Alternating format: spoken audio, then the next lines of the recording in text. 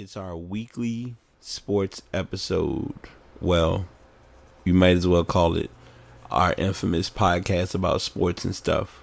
Where on this podcast, you get to hear a little bit of information about what's going on in the sports world, what's going on in the video game world, a little bit of the technology information, get a little bit of a music knowledge chat, two of our personal faves that we do on the show, the artist spotlight, and of course the infamous ass of the week. So stick around. You might actually enjoy the episode.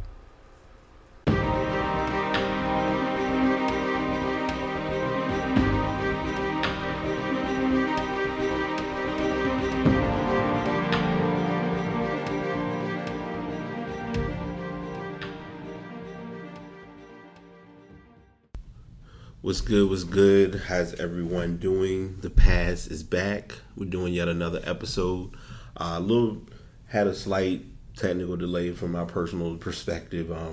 Things were trying to come together, but it looks like it was some battles. But you know how it is. You just kind of got to fight through it and move forward. I'm not gonna lie. I was a little kind of delayed today because I've been kind of in my, I guess you can call it the Jay-Z flow.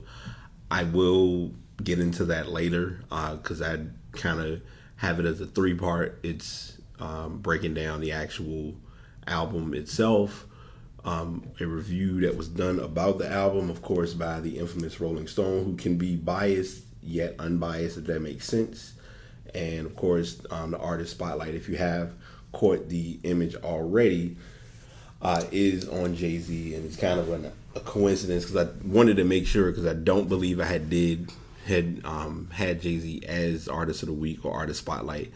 I have been doing other artists. I know I did Beyonce. I kind of try to make sure I'm equal and fair in presenting who will or won't be discussed or addressed during the flow of the podcast or with the artist spotlight.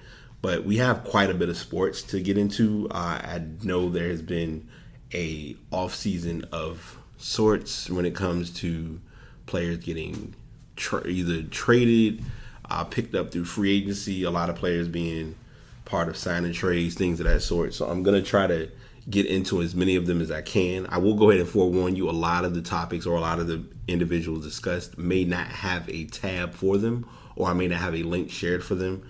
But as I always share, with the internet, use your access to your discretion. So if you need to look up or get more research on that, you can definitely do so, and I can try to remember to entail those in with the podcast as well. Before I continue, excuse me, because I didn't mean to do that. But second of all, the big news is that the podcast is the past podcast page is finally live. I was able to. I've had it up for a while. It's been working. Seems like it would come up. Page would come up. There would be some problems. I did kind of go with a theme at first that I thought would work as a design, and I used it, edited, played around with it, worked around with it, thought it would work out, but it wasn't what I was looking for. I've mentioned this probably last week, and if I have, hold it to my head, not my heart, as I always tell you all. But I did go ahead and kind of settle down with a theme that I thought would work for the podcast this week. So for the podcast, for the remainder of doing the show, I will be, as with anything, the only thing constant in the world is change. So it may change again. I can't really solidify or go against that as of right now. But I will say that I am doing my best to make this a better show for you all as listeners and for myself as a podcaster. I have been, and I'm gonna be transparent in what I'm about to say. I know that there is a process that a lot of people don't see behind the scenes when it comes to doing shows, but I'll be the first to admit to you all, it's been work, but it hasn't been like strenuous, oh my gosh, I'm so tired work. It's been learning from things I've done wrong on previous episodes, things that have worked out well since doing newer episodes, just to make the show better for you all. Primary thing is we have had a little bit of an overflow.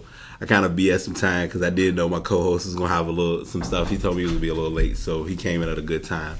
I apologize about that. Nah, you good. It actually worked out. I'm kind of just going through the pregame spiel of just talking about the podcast page being live. Sorry about any ruffling. Hey, nah, you good. Prep and set up, man. You know how we know how we do. But yeah, everything's coming along good. So we're getting into the show. Like as I always tell y'all, podcast is hosted through Spreaker.com. Microphone being used is the Blue Yeti microphone. It's a good week for sports, I must admit, because there's been quite a bit of negotiation and talk of the town as to who's going where and what would be happening. And I guess it was an ironic coincidence that the 4th of July was celebrated 2 years in a row. My big signing. Big signing. So we'll jump into that. First thing I'm going to jump into, because I know I'm going to go there since they played yesterday. The Summer League was in action. We went from so I'll go ahead and go over the format for you all if you may or may not be aware with Summer League. First, they do a couple of games in Orlando. Orlando has their run of some guys. Some teams will play. You'll see a lot of players who may be high picks that could possibly play. They may play, they may not play. From what I looked at in most of the Orlando games, Markelle Fultz looks good, but Philadelphia's Summer League team sucks. No, definitely. Also, Jason Tatum looks good as well, too. Jason Tatum does look good. They actually they had a game against each other. The 76ers and Boston did. And I think Boston won that game. They won by, I think Jason Tatum hit the clutch shot for that game. So they had a couple of runs. Adebayo had a pretty good run with Miami. Yes. Jonathan Isaac looks like he's in his form. Mm-hmm. TJ Leaf has been kind of doing his good work with Indiana. Well too. Mm-hmm. So we have all of those guys have been doing work so far. So you kind of segue from Orlando, and then you get like a demo in Utah. It's like a couple of games are played in Utah, but it's not really much traction.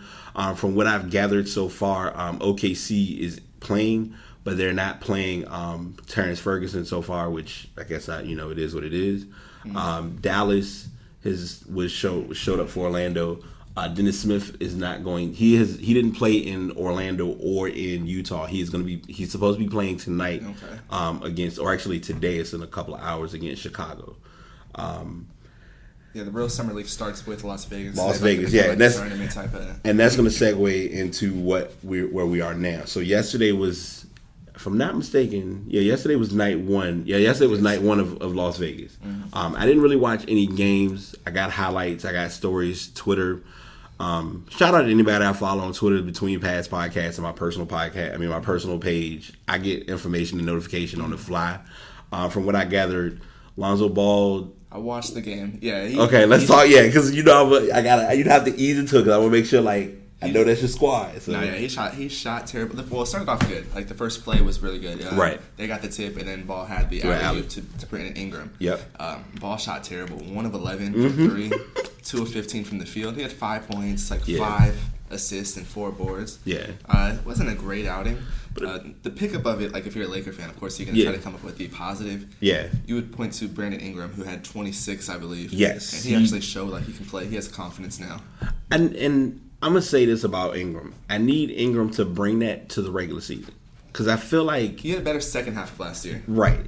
And I think that's what's going to help them out because now I feel like he'll be able to get a chance to actually get the ball because I feel like him and Russell... I don't know if it was that he didn't get the minutes or what the factor was with LA with that, but... And Ball looks to help to make you score, to help you score. He wants to help you score. Yep. Thomas Bryant also was a bright spot in that game for the Lakers as well, too. Big man out of Indiana. Yeah.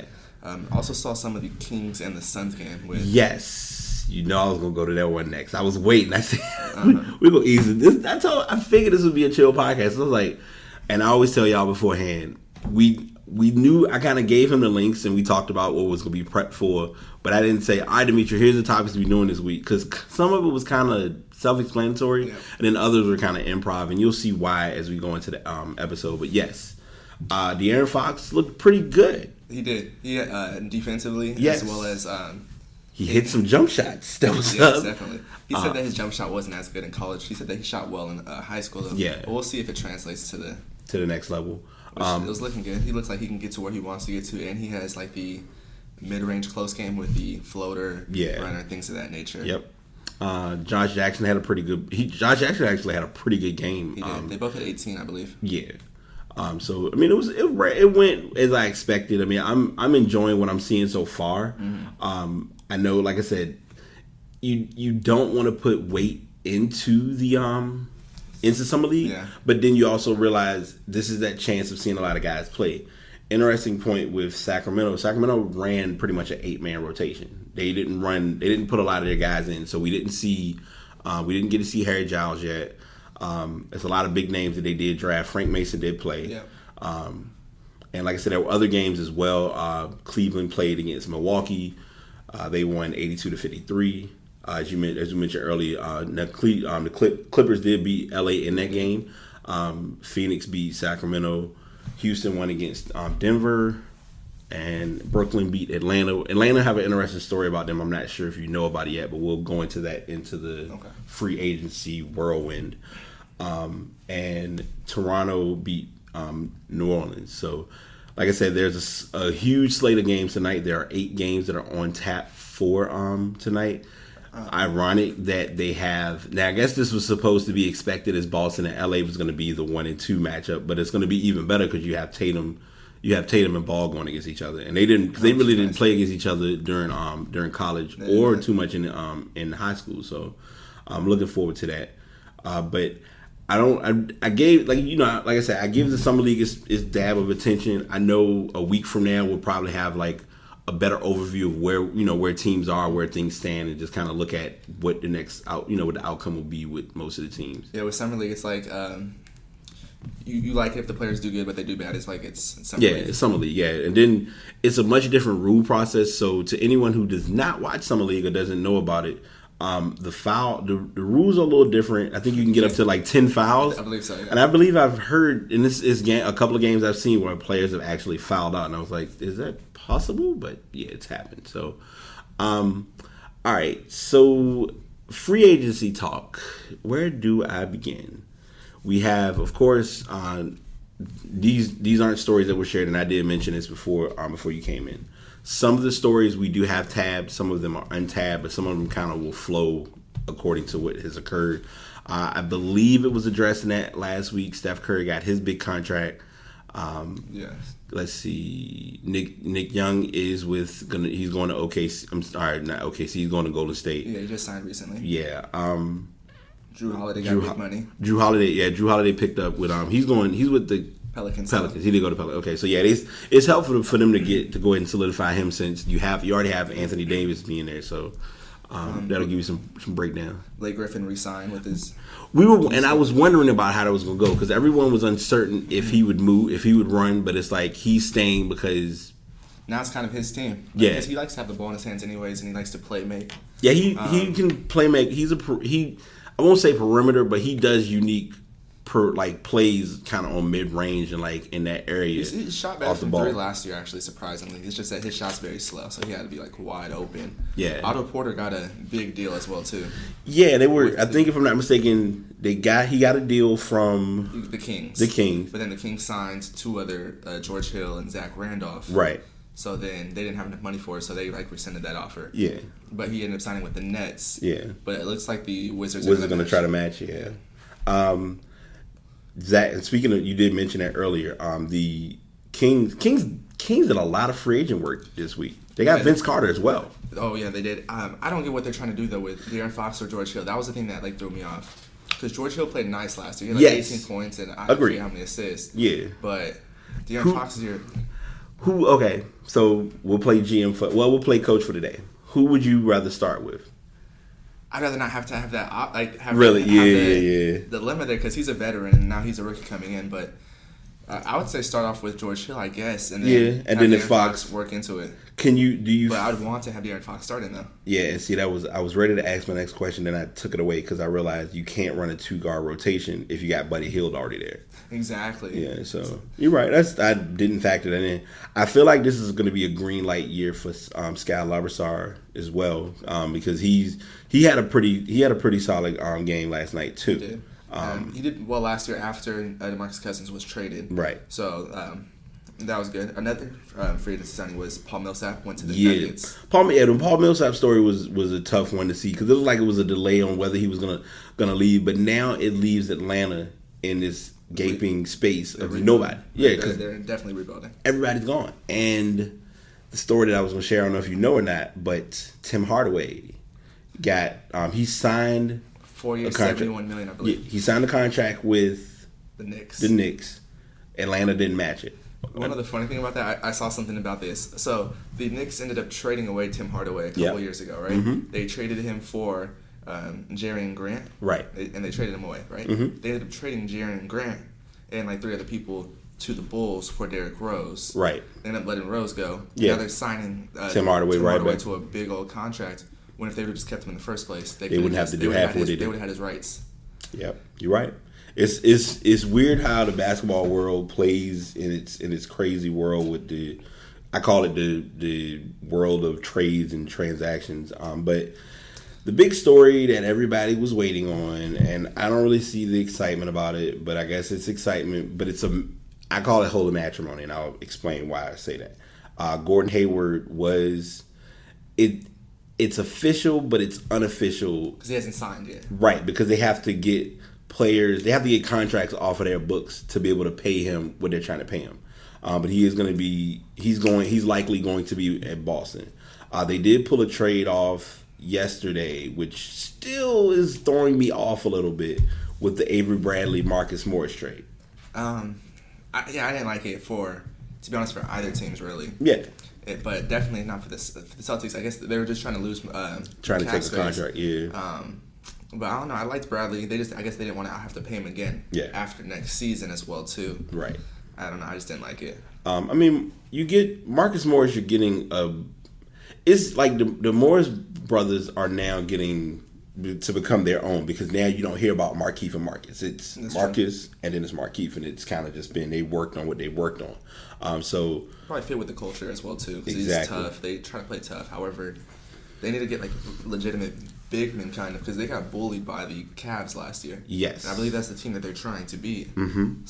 So I don't have this. So I didn't share this article with you, but I think I'm gonna improv share it. But it's talking about what we define as the Eastern Conference being like I guess you can call it. It's kind of going back to the infamous JV League story. You know how they used to always say that the East was like, all right, it's the East. They're not really seen as a threat. And after their recent pickups with Jimmy Butler leaving and Paul George leaving, you're kind of left with Paul Millsap. Yeah, like most of these guys all leaving. You're not really left with many options or many stories. I'll like my friend. So a friend of mine, she shared it with me today. I'll just read it. I'll kind of read and break it down, and then it'll kind of speak as it on its own. We were always talking about Philadelphia trusting the process, but with any NBA fans, when more casual NBA fans are able to spell and pronounce Giannis Antetokounmpo, or when Jaylen Brown, Jason Tatum, and next year's Brooklyn Nets draft pick become the foundation of the Boston Celtics' next Big Three era, the Eastern Conference will be more than the participation trophy half of the NBA. Long story short, and I mean it's a good article. I'm gonna, like I said, I'm gonna go on improv because it's me just having ADD. But basically, where they are right now is they can. It's like you look at the Eastern Conference. Like they're all in rebuild mode. Yeah, it's basically LeBron James, wherever team LeBron James is on, and everybody else. And pretty much, it's tough that we see it that way, but that's how it's always been observed. As long as you have the players that you have, kind of fighting for the positions that they're trying to fight for. So, how do you feel as though there will ever be a point that we'll see? Because I mean, with the West, Golden State is the best team. We have confirmed that. We've made that clear, and it's really being confirmed with the sacrifice that Kevin Durant decided to make by taking a pay cut, because he did that to kind of get them to keep their nucleus or their core team. The rich getting richer, right? Do you feel as though there will be a team in the East that can really give Cleveland any problems, like for the next?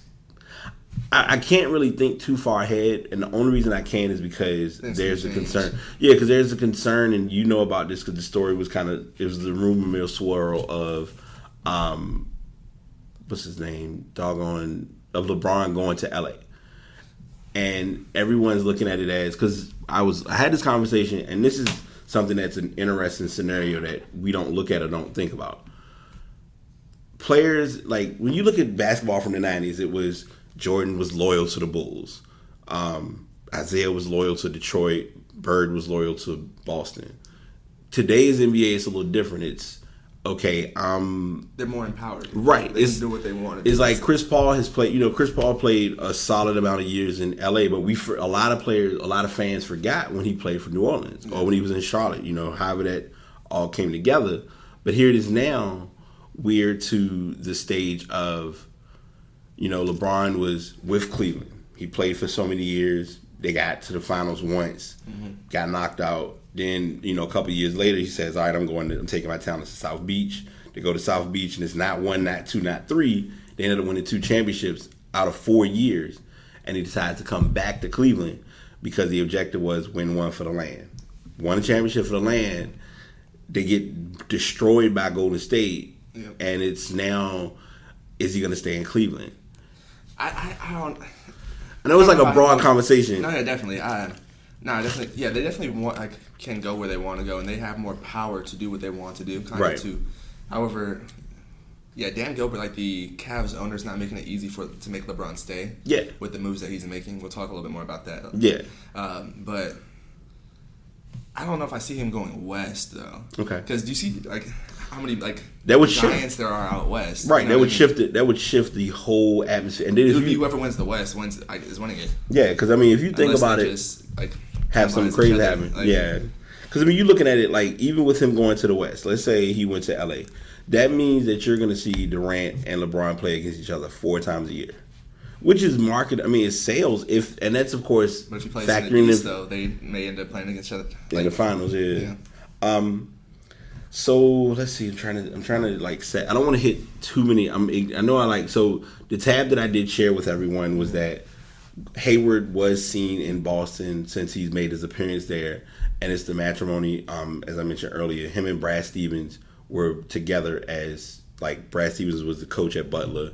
Hayward played for them, and oddly enough, that was a good year because they almost beat Duke that year. Went down to that last half-court shot that almost went in. Yeah, so to go from that status, it's like he went to Utah, he went through his rookie contract. I'm ready to get more money. It's time for me to step it up. I'm ready to shine. And it's like, all right, teams are going for him. Everybody's trying to come for him.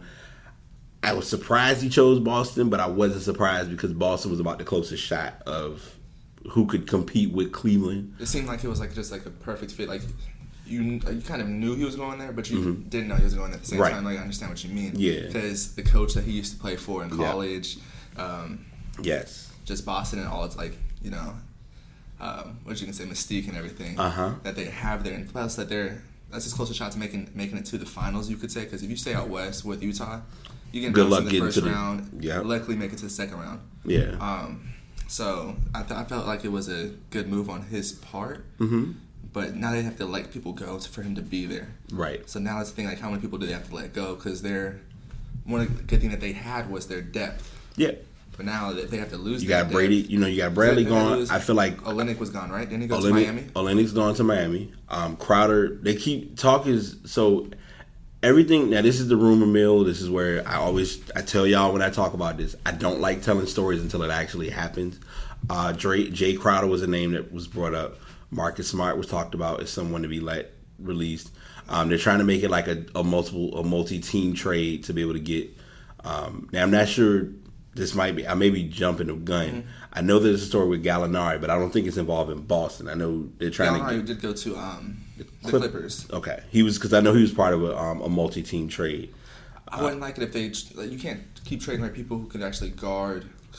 Nobody could stop LeBron, but you can put people on LeBron. Yeah. Like Jay Crowder, you could put on LeBron. Yeah. Now you have Gordon Hayward that you could put on LeBron. Jason Tatum's a rookie, by the way. I don't know how that would work out. Tatum is in a unique position because I feel as though Tatum, the one thing that Tatum needs, which he will get, is just if he gets more weight, I feel like he'll. But like then he's skinny though. He's not like a Brandon Ingram. Exactly. Yeah, he's not Brandon Ingram, but I mean, you just want someone. The main factor is being able to muscle with LeBron because I mean, it's still LeBron James. It's and like I mentioned it earlier, 6'8", 6'9", 240. That's what you got coming at you at 30, 40 miles. Well, not 30, 40 miles, but he's coming at full speed. That's what it feels like when he's coming at you. But, that's one reason why like the Warriors are so good at like playing against them is because they have like 5, 6 people who can guard. Him. Yeah. And speaking like I said, we mentioned the Warriors earlier. They did give up, like I said, Durant gave up $10 million for his contract, and I'm trying to remember if I talked about it last week. I'm not sure, but I was wondering because I feel like this was talked about at some point if he was going to sign like a huge contract. Because I was thinking like he was trying to contract. Yeah, because I was looking at it as his like with the new CBA, he had an opportunity to make way more money. But I think the factor of him taking less was because Golden State did win. If Golden State didn't win, I feel like a lot of things would be different with what was done. Definitely, just like if the year before, if Golden State would have won. Then we thought this year would have been different because I don't think Durant would have went there. Yeah, Harrison Barnes would have started them. Kind of like a butterfly effect. Right. But with him doing that unselfish move, they're able to re-sign like Iguodala, even though Iguodala didn't ask for a pay cut at all. He played to get his money. I respect it though. You get as much money as you can get. Yeah, right now because he's get the best plus minus in the finals. Right, because he's not at veteran. Thankfully, he's not at the veteran minimum status, so that helps him out as well. In this breakdown, the article I have, they did address the infamous mid-level exception, which some of us don't think about. Like as fans, we don't think about that because we just look at it as, well, you signing for this team. Like I believe I addressed it before. Like you play, let's say you play for, you're going like Durant went back to Golden State and he signed a contract for $25 million. It doesn't mean he's getting 12.5 one year, 12.5 the other year. It's like it's so much the first year, and then the second year, I believe, if I'm not mistaken, he has a player option. He does have a player option for about $1 million more, so right. $26 million. So I mean, it's likelihood if they win again. I mean, it's kind of being forecasted that they'll win 2 out of the next 3 years. While he's between him being there, how the chemistry, or how it all plays together. And they also got to sign like Nick Young. They got to keep Sean Livingston. So they got to keep some people. And I think McGee. And they're trying to add a little bit more too. McGee, nah. That side eye you gave me, I felt every bit of it. McGee did play well last year, though. Yeah, he did play well in the time that he did get. Yeah, he's still, he's still JaVale McGee. Yes. I got you. I ain't mad. I can just feel it in your face. You looked at me like, McGee, really? That's your card? Trust me. Their big thing though is how long can it last for? Yeah, because it always comes down to you can just like the exam. If you go back, has it been 10? It was nearly 10 years ago when the big three with Boston was done. You caught Pierce, Allen, Garnett in their prime with Rondo, who wasn't hot headed, who wasn't like out of control. He pretty much did his part as being a floor general. He actually. I remember that series. He was young and didn't have the ego that he had later on. I remember because I can remember that series because that was when the finals came on. You actually heard him talking. Other games, you never heard him talk or really be, as direct with the team. And for whatever reason, I think after that it just kind of changed. So hopefully with Golden State, they'll be able to keep that core chemistry there. I know it was a while back. I doubt that's going to happen. They brought up LeBron to San Antonio. I'm not believing that one at all. Yeah. I'm trying to. Are there any others? Because I know it's like free agent wise, it was the free agent wire was kind of through the roof with players coming and going. I know Houston picked up a few. I know they got PJ Tucker, if I'm not mistaken. I might be wrong. Kyle Lowry stayed in Toronto. Yes. Yeah, Kyle Lowry was another one I was worrying about, and I think the reason he's staying is because you kind of know you got one of the best backcourts in Toronto. Ibaka re-signed with Toronto as well. It was quite a bit of a free agent It was a free agent madhouse, and it's still kind of like things that aren't really solidified yet. Crawford's still out there, and he's looking at. He was saying that he wanted to go to the Lakers. Yeah. Now there's talks about him wanting to go to Atlanta. Cleveland. Yeah, Cleveland. Because I think he's in Atlanta right now. They bought his contract, right? Atlanta. Yes. They're thinking about buying him out. Okay. And Kentavious Caldwell Pope, he's still in the mix as a big name as well, as far as on the trade, as far as free agency. I'd like him going to possibly the Lakers. I heard something about him possibly signing like a balloon deal, like for 1 year. Yeah. It's like he gets a lot of money for just like the first year, because the Lakers are still trying to get free agents next year. Right. So that's something to look out for. Yep. Cavs agreed. So Cavs. All right, I got a few. I'll throw these are a few wild ones that have hit, and then we'll tackle the next topic. Crawford is, like you said, Crawford is Cleveland's to lose. We'll get into the Melo story too, because I don't want to forget that. Isaiah expects no Crowder Hayward drama because they're trying to figure out how that chemistry is going to come together. Wayne Ellington is back with the Heat. Heat signed Dion Waiters. They also signed James Johnson, so that helped them out. Cavs picked up Jeff Green. Zaza came back. Shelvin Mack is going to Orlando because he was with the Jazz. He was with the Jazz last year. He averaged 7.8. I didn't even realize that. I know that. Raymond Felton went to OKC. He's going to be probably on veteran contract. You wouldn't tell, but he's 33. Kentavious Caldwell, the Nets are trying to go after him. Wizards renounced Bogdanovich. Pacers pick him up on that deal. Tyreek Evans went to Memphis. Memphis had to get something, because Memphis, for them to get Vince Carter to leave and Zach Randolph, that's like a lot. And it was already talks of Gasol possibly leaving, but I don't believe he's left. Rudy Gay went to San Antonio. Yes, I did. Yeah, I do remember that one as well. I forgot. So yeah, it's been quite a bit. And like I said, you mentioned the Olynyk deal. Whoever get Rose, I'll be honest, they're not really getting much because he doesn't have much left. And I hate to say it that directly, but that's kind of what you're working with involving him. Mm-hmm. I'm gonna ask you one question, and I kind of know the answer, but I'm gonna just ask because I'm reckless. Do you feel as though Melo will be... Well, two questions. Do you feel Melo would be in a Knicks uniform by the end of next season? And if he is not, if he happens to not be in a Knicks uniform, how likely would he be a Cavalier? I'd say 33% chance to be a Cavalier. Okay. Because the other 33 probably goes to Houston. The other 33 means that he's probably staying in New York. Yeah, the Houston story did come up as well. I did forget about that. So yeah, because he said that they're saying that he would only waive his no trade clause for one of those two teams.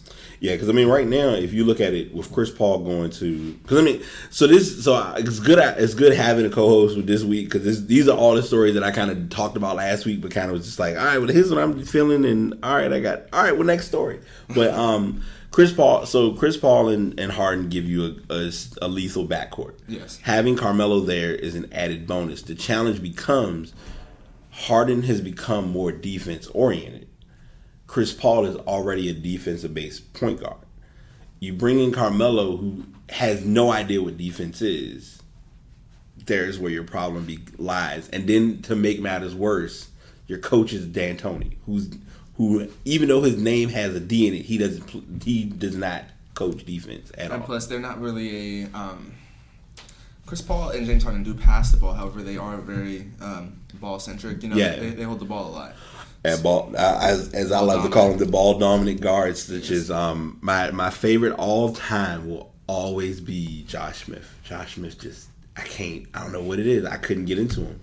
And he was with Houston. Like, I would see him just dominate the ball. And now it's interesting that Gay is being picked up by the Spurs, because Rudy Gay was one of the top ones for me too at one time. Yes, he was. He was with Memphis. Yes, in Memphis he definitely did it.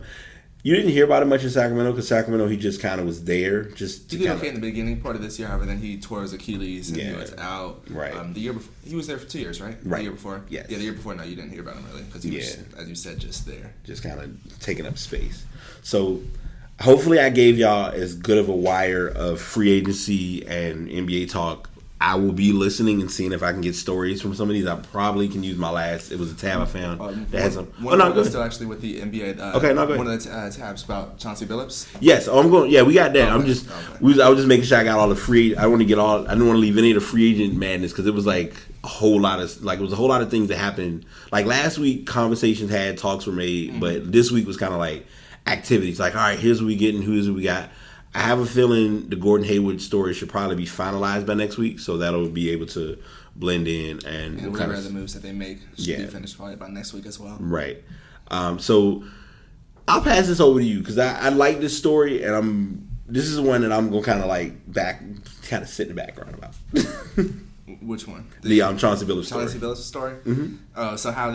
So Chauncey Billups, he already has a nice job as well too with ESPN, where he gets paid. Yep. Gets paid well, and it's reported that he actually already got a raise with them. Mm-hmm. And then he's talking with the Cavaliers about getting this job. Right. However, they first offer him $1.5 million, which is a lot of money. Mm-hmm. However, annually, people who are in the same position generally get paid $4 million. Yeah. So that's more than 2 times that. Right. And then they go, okay, we'll up it to $2 million. Out of pity. Yeah, like out of pity. I'm sorry. Out of pity to be petty. And they have a lot.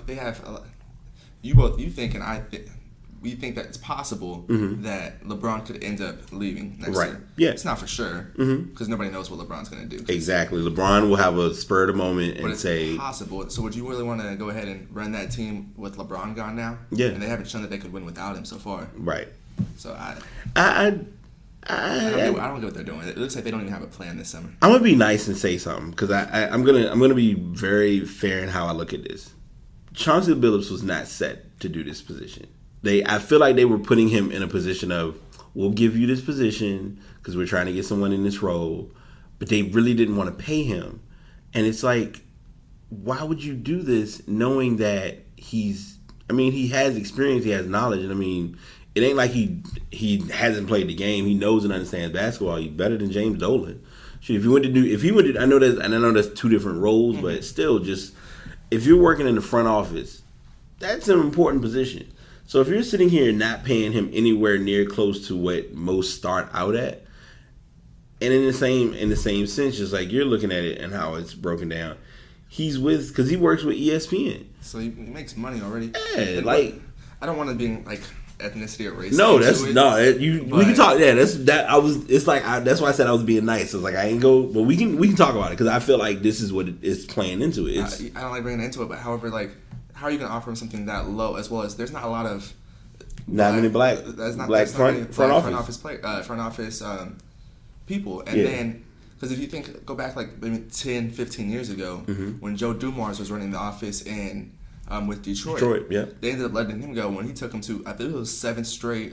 They were going to 7 straight conference finals. Yeah, and they won a championship under him, right? They made it back-to-back finals. They lost the second one to the Spurs in 7, right? And they beat the first one. They beat the Lakers. Yeah. So I don't know. It's something. It's in the NBA, also in the NFL as well too. But NBA, there's 70% black league. So yes, it is a very black based league. The league is the league. It's international as well. It's not denying and ignoring it. And there's not a lot of black coaches either. Exactly, because I think it's coaches, it's individuals who I feel should be coaching in the NBA, and I don't understand why they're not.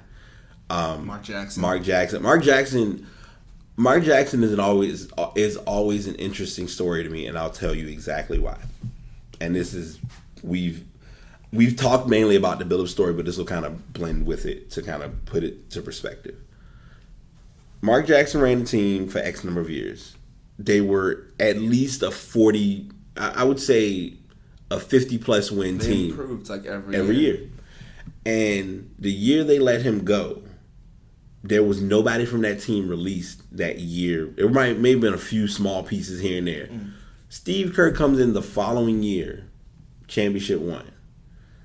Mark Jackson got no credibility, no recognition. And I understand he wasn't the coach. I got that part. But it was like, he got no recognition from that. And then as an added bonus, and what made matters worse, here it is now, a couple of years later, he still hasn't had anyone consider him or acknowledge him as being like. I haven't heard any talks of him a coach being even an option. Yeah, I mean, and here it is. You got Jason Kidd in Milwaukee struggling, and it's like, well, it's okay. It's Jason Kidd. It's the Bucks, but that's not like Jason Kidd.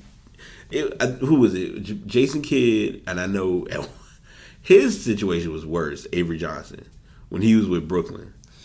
It was like one of those years he was in Brooklyn, and it was like they pretty much they had. I don't even think they were 15 games into the season they let him go. Yeah, which is terrible because back when he won Coach of the Year, I believe it was. Yeah. I think one of his rookie seasons, and then he made it to the finals as well too. Yeah. And then they just ended up letting him go when he was with the Mavericks. When he was coaching the Mavericks. I'm like, yeah, it's a battle when it comes to the league, but I mean that's where there's always work to do. Oh yeah, Mike Woodson with the Knicks. Mike Woodson had, but see, all right, so he did a 51 season, and then they let him go the next season. And that's weird. And the tough part about it is ever since it's certain points that the Knicks just went through a lot of challenges, and that was one of those points where the Knicks have always been trying to find an identity, and I think what's tough about it. And I'll say this about it, and I'll leave it alone. Mm-hmm. What hurt the Knicks the most is when Phil Jackson came in. Phil Jackson was going to bring a culture that realistically could not be fulfilled. Yeah. And that was he was expecting whoever was going to coach a team to run a triangle offense. Derek Fisher was set up to fail. I hate to say it, but that's what it was. You can't sit here and expect Derek Fisher played in the triangle offense, but to get Derek Fisher to run the triangle offense with Carmelo Anthony, who already doesn't want to. He like, look, I'll stand here on the wing, and if you give me the ball, I'll force a shot up. Or if you give me the ball, I can bring it down and take 20 seconds off the clock and then finally take a shot. And he wants to do his thing. Yeah, exactly. So, I mean, you have those components. And unless you have players that are on that team who want to win, a.k.a. Kristaps Porzingis, which I'm still trying to figure out why they were trying to let him go, the culture is always going to be challenged. That's why this year is going to be interesting because the Sixers, despite everything, and this probably is going to be a long stretch, it's unrealistic, but it's possible. They have a chance that they could actually, if not make the playoffs, be in conversation of being near a playoff team. This year? Yeah. Yeah, possibly, because there's a lot of... Did you see Joel Embiid's tweet? Yes. Him and... More playoff spots are opening up. Yeah. Which is, it's the truth. So, and I'm surprised because I didn't do any...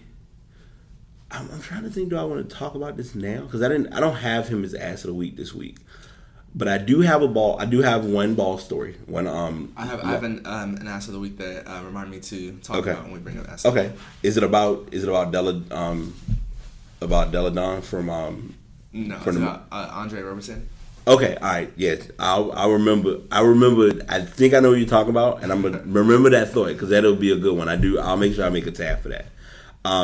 So we broke down Summer League. We broke down the main gist of the free agency whirlwind. Chauncey Billups got his credit. He did play in the recent Big 3 game that they had. He had a pretty good performance. I mean, Big 3 I watched. So I watch what I've learned to do. I'm guilty. I don't watch it on Fox.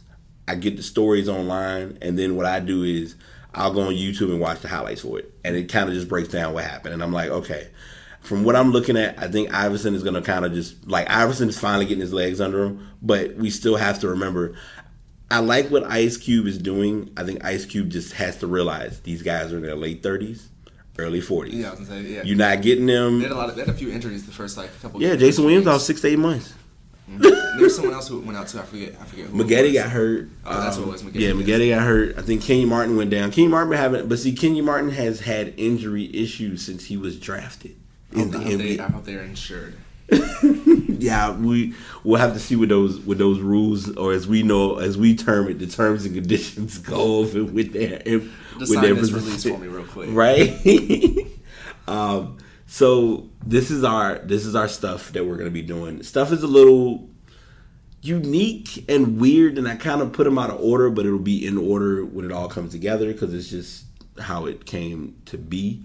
The first story, which actually day one was, the podcast was on Saturday, so day one started on Sunday, last Sunday.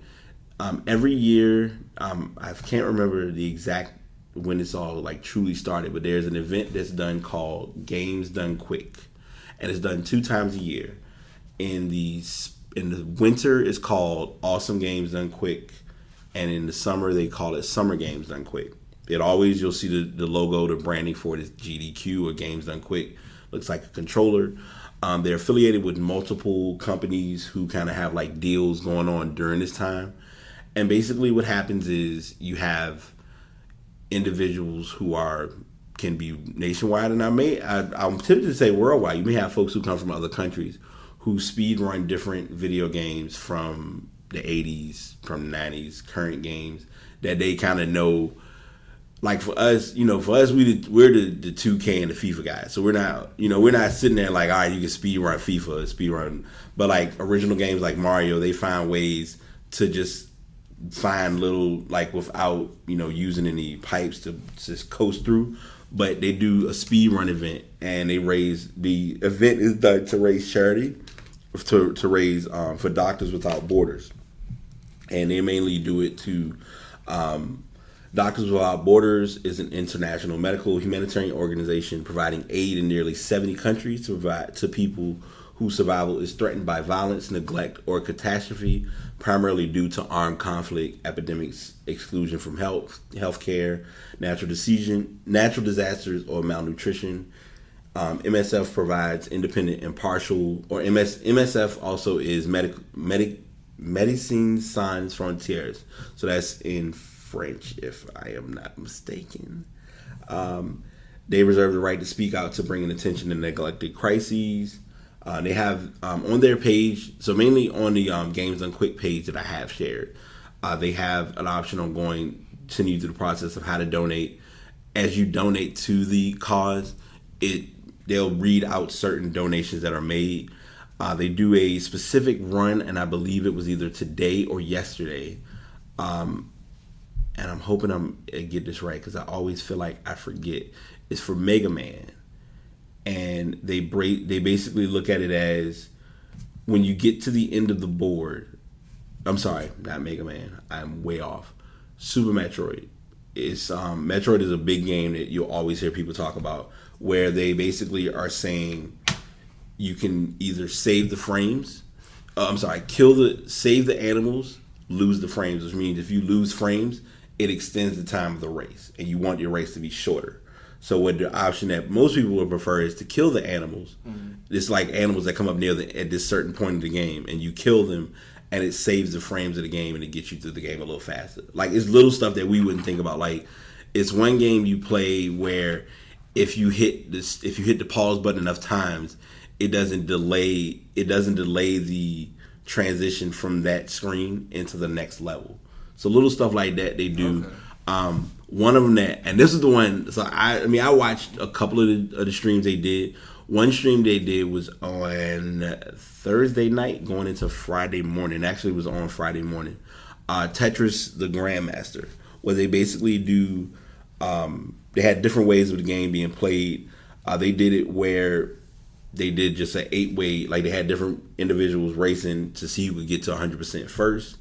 They had one option where it's two people holding. You have a controller. One person is doing the directions, and the other person is doing the rotation of the Tetris pieces. So they did that. One option was still, I don't understand how it's possible. Everyone who knows Tetris knows the pieces come down. Yes. They flip the screen so the pieces are going upward, and you have to think of the pieces going upward. And I'm just looking at this like, oh, that makes it a little bit more difficult. Yeah, so they throw different difficulties in. Some speed runs are ran blind. Blind is in, they just run it and you kind of just fail and mess up as needed, but they're setting records for this. Or they'll have records that are already set for these races, and they either will beat that record or come close to that record, because they have like a projected time frame of it. On the Games Done Quick page, if you go to scheduling at the top, it'll show you the full schedule. It'll show you every single game that's played. They did one, I want to say, I don't know if it was this year or last year, and this was speed run, believe it or not. I don't know if you remember Charles Barkley, Shut Up and Jam. It was an old game. No, I did not. It was an old school game. I'm sorry, showing my age, forgive me. But yeah, they did a game they did Charles Barkley, Shut Up and Jam, where they ran through that game, and you beat each team, and then you finish it, and you get like whatever the time is. You want to try and do it as fast as possible. Okay. So there are different matches they do. A lot of games are vintage classics. They do Mario Kart 64, Diddy Kong, Crash Bandicoot is always fun to watch speed run because it's literally a timeless classic. The original Sonic you'll see most of the time. They did one where they did all of the Super Mario, so that was 1, 2, 3, and Lost Levels. So yeah, it's like it always comes on each year.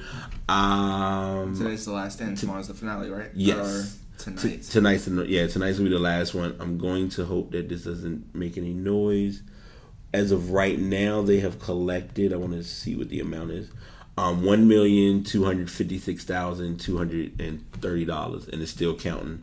And anyone who does watch or is part of the Twitch community, if you do donate, because a lot of people donate to Twitch streamers through actual money. Some people use what's called bits. So if you use your bits, you can the bits that are used go towards it. So it's like 100 for every 100 bits. It's like $1. So if you donate to like 2,000 bits, it's like $20. I'm sorry, I may have my numbers off. It's about So I wanted that's something that I've got. I always keep up with it. I have I think I got just the basic 100. I don't buy bits because it's not that serious. I watch.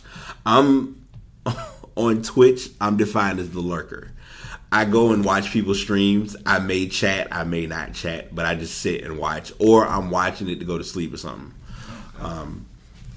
So to give a little bit of a 2%, because I was almost going to make this ass of the week, by the way. But then I thought about it and I was like, wait, there are some people who actually watch this and it's their thing, and I'm not going to judge and knock somebody on their thing. Because I used to watch it when Kobayashi used to participate. Every year on July the 4th, regardless of what day of the week it is, from what I can recall, they do a hot dog eating contest. This concept started back in the 1960s. It's gone back for quite a few years. But the winner of the hot dog eating contest was Joey Chestnut, and this was his 10th year winning. He set the record, if I'm not mistaken. 72. Yeah, 72. He's won every one since 2007, except for the one in 2015. Thing that just threw me off is when I scrolled down and I saw the images. This is about to be the video of just his hand with his hot dog in his mouth, and then I don't know what that is that's on his hands. That's just I don't know what that is either. The interaction is so intense. So if you've never watched it, basically what happens is you have 12 minutes to eat as many hot dogs as possible. When you start, each person who participates, because I think you have to go through qualifiers. They have, so they have different, and to give you all a perspective, they have different eating events for different things like this, who can eat the most wings. For some of us, an everyday person, it was an ice cream sandwich. contest, ice cream sandwich contest. Yes, so they do those, and each person will have a character. They have not a character. They have a person standing behind them who's keeping count of how many hot dogs they're eating. And the rule is, so anyone who wants to cheat, you can't cheat. The bun and the hot dog have to be eaten. Yes. You can't eat the hot dog and then throw the bun. It has to be together in order for it to count as an actual. I saw the Darren Rovell, his tweet that was on there. Mm-hmm. He put how many calories and fat was in the 72 hot dogs and buns that he ate. Yeah. Over 20,000 calories, over 1,200 grams of fat, over 2,000 milligrams of cholesterol, over 56,000 milligrams of sodium, and 720 grams of protein. Yeah. I mean, that's like a week's worth of. And the thing is, that's a lot of. It's a week's worth of food in 12 minutes. He's eating that much food, and also keep in mind 10 minutes. 10 minutes. Oh, it's 10 minutes. Okay. Yeah, because I think before 7 hot dogs. That's 7 hot dogs. Give or take a minute. Mm-hmm. A little bit, like 7. Yeah. 1 or something like that. Yeah. That's unrealistic. But yeah, Joey, and he's 33. Like I said, he's participated in quite a few years. Do you think they eat hot dogs like if they go to like a barbecue or something like that? I'd be like, no hot dogs, please. I would, if I participated, I don't want to see one. I wouldn't want to see one for a couple of weeks. It's almost like if you've gone somewhere and like had too many like drinks or something, and that drink gave you just the worst experience in the world. You're like, nope, I don't want to see it. I don't know it exists. Keep it away. And that's truly how they treat this. How they treat that event. So like I said, I went away from video games for a second, but I was going to come back. Now I was educated on this because I found it as a random calendar day. Most of y'all know I love gaming. Obviously from talking about Games Done Quick, like I was there. I'm sorry. One other thing, because I do want to make sure I mention this: the Games Done Quick event that they have this year, it's held in Minneapolis, Minnesota. Okay. Now they have a tradition every time they do it. They have like a couch. You'll see if you ever watch a Games Done Quick like speed run, you'll see one person playing. You'll see the rest of them like sitting near or on the couch. And the couch is a tradition. So they have like that couch, and then I think at the end they like destroy it or something. But they make like a whole. It's like their Twitter page for Games Done Quick is always hilarious. So okay. I just wanted to share that. And like I said, since we're talking about an event that is celebrated coincidentally on today, Video Games Day. So everyone has their game that they're into. The picture that I found, don't ask, I don't know. I'm sorry, it just was random, but it fits the bill, I guess, because it's basically talking about. It's a day or an opportunity of, we celebrating popular video games that stormed into the market, changed the way kids play games.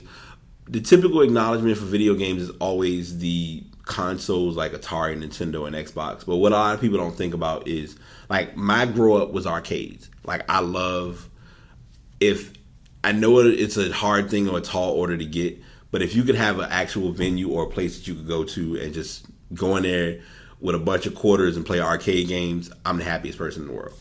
My 2%, one time I went out of town and we were like, I was hanging out, enjoying different stuff, and then we found like they had like a little arcade setup, and I found a Pac-Man machine, and it was like I was playing Pac-Man like it was like it literally just came out 10 minutes like a couple of weeks ago.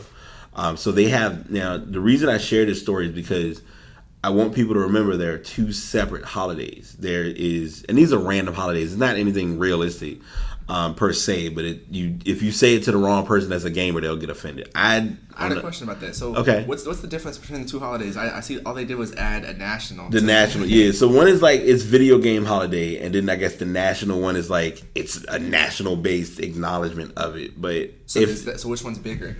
If I were to take a guess, national? I would say the national one would be larger because the video games day itself, it has its credit and its attention to it.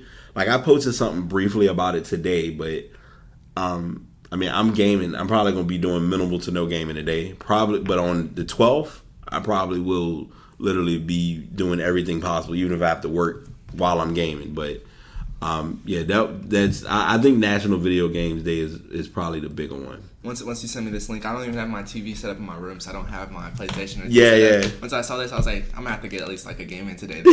Just one. Just get at least one game in. Even, and I'll be flexible enough to say if you got games, I'll almost break it down to games on your phone. Like, as long as you ain't buying all those crazy gold bars and getting caught up in that moment. But that's, like I said, that's just me and my gaming thing. It's odd enough, even I did a music shirt today. Normally I'll do, I'm always like, all right, let me get my game prep and all that. But yeah, gaming has been my life. Most people who see me, they'll talk to me about video games, and then all I do is once I show them my Nintendo tattoo, oh my God, you have a Nintendo? Yes, I have a Nintendo tattoo. I've had it for years. It's second nature. I don't even think about it anymore, but it is what it is.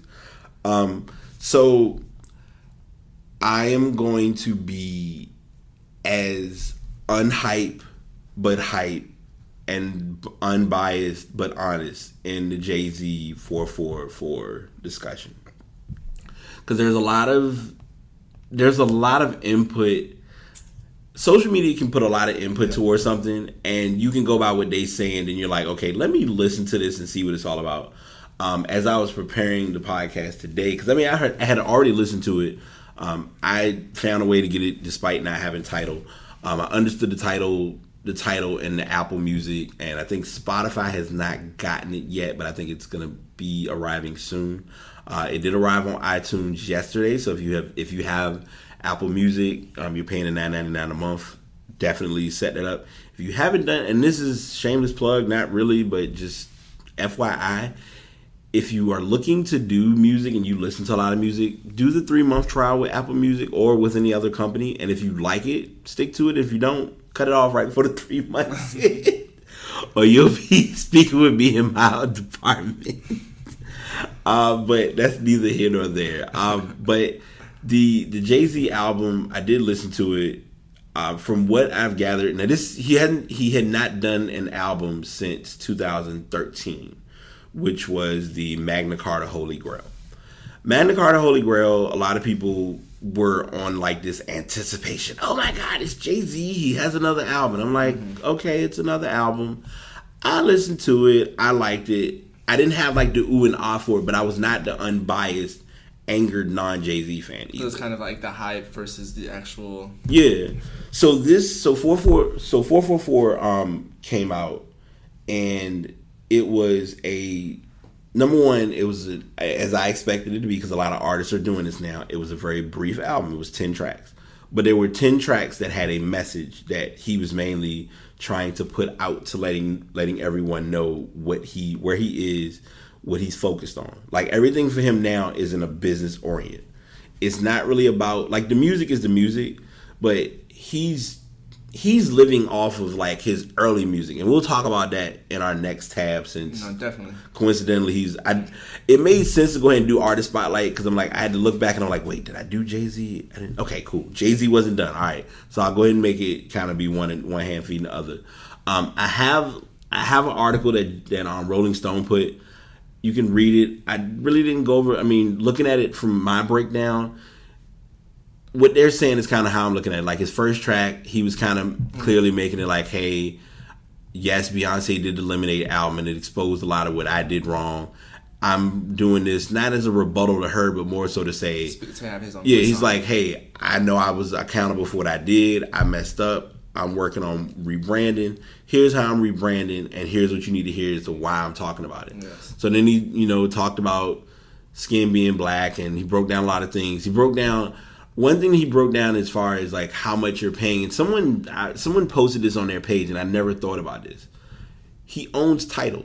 He's not own. He's part of the Tidal brand. If he's owning it, someone will correct me. I'm sorry, but he's part of the Tidal brand itself.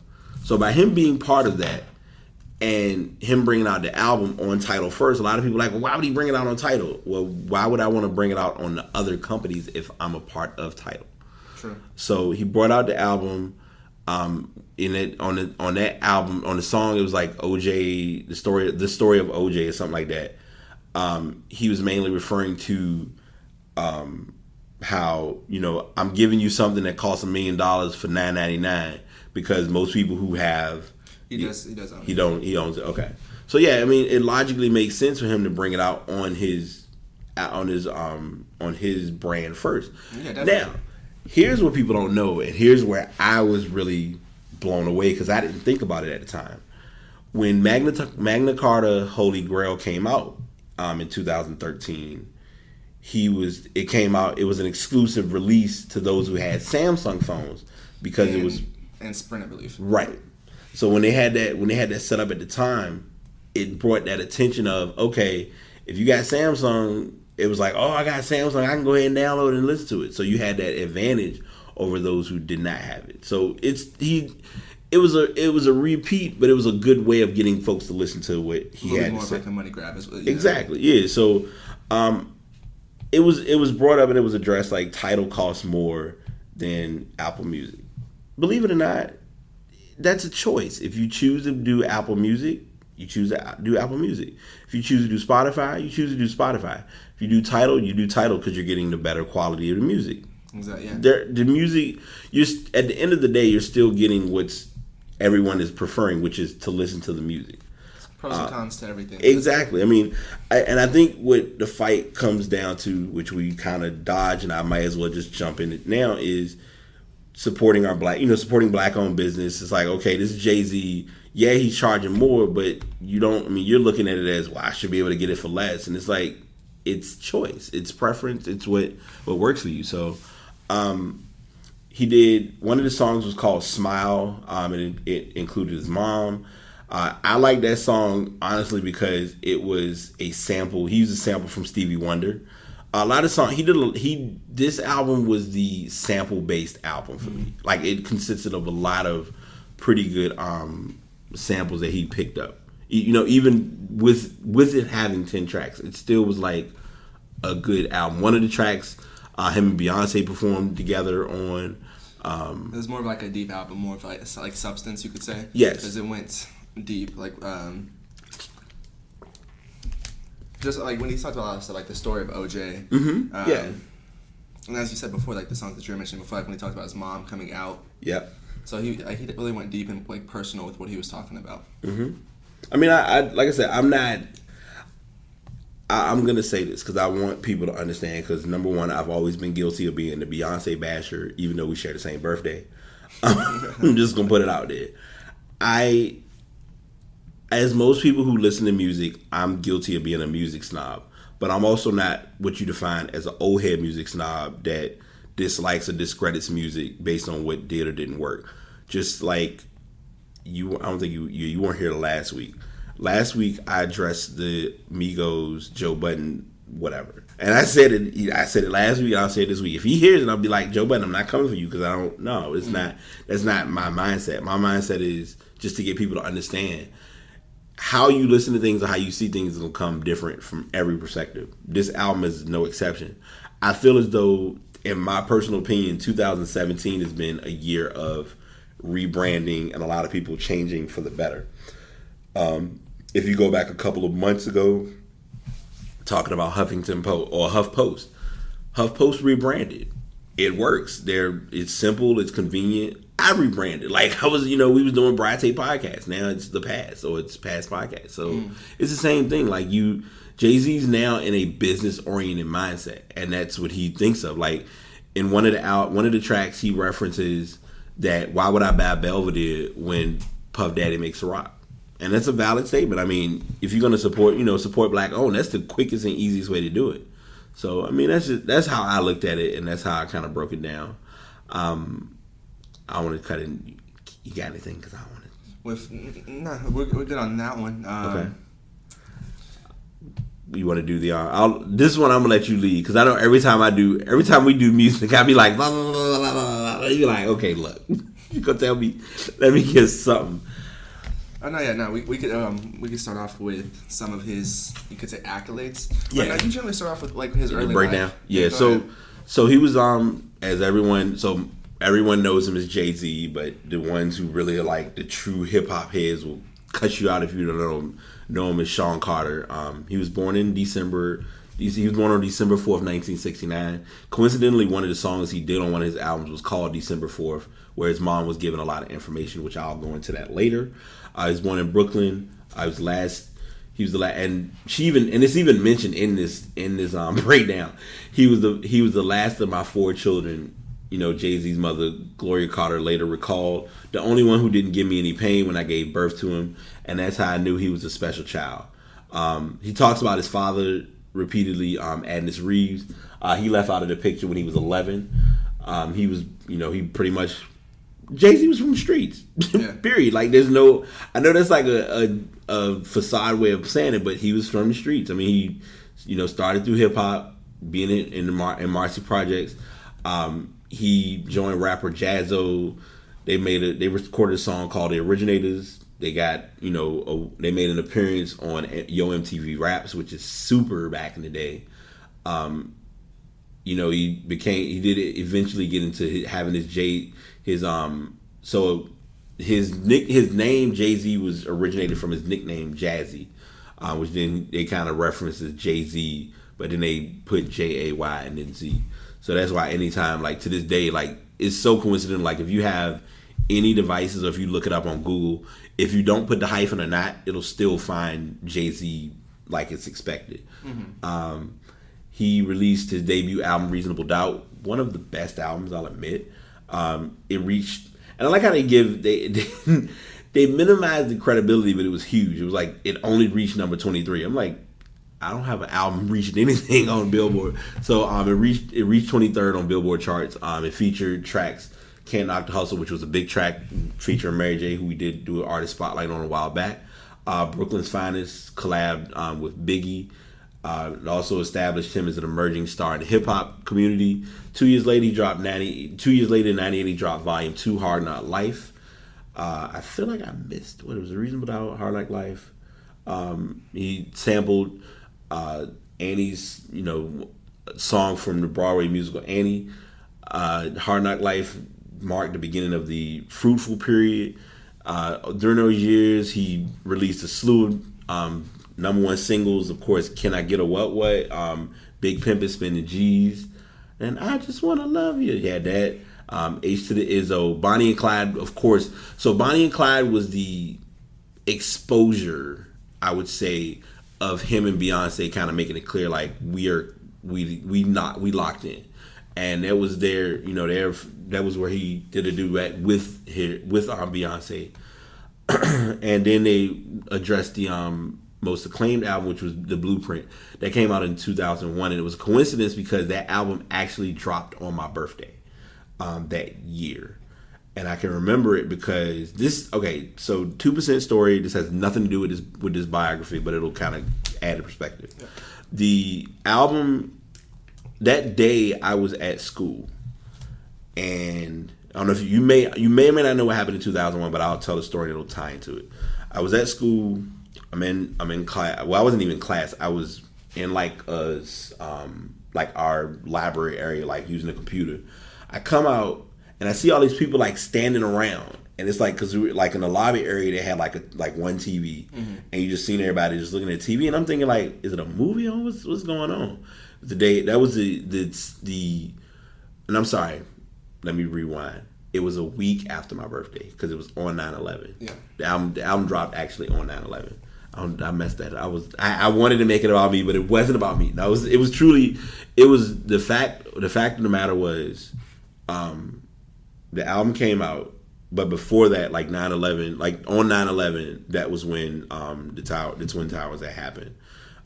They had crashed into the Twin Towers, and I was in class, going through class or whatever. Left school, got a ride home, and I can recall going to the I remember that was the one day. Like, people think having phones and technology is a big thing now. That was the one day nobody's phone could work for nothing. You couldn't call out, get calls, nothing, because everybody was trying to call people to make sure they were okay. But yeah, later on that day, I happened to get that album. And the only reason I always know that album standing out, because the album casing was actually blue. Random 2%, sorry.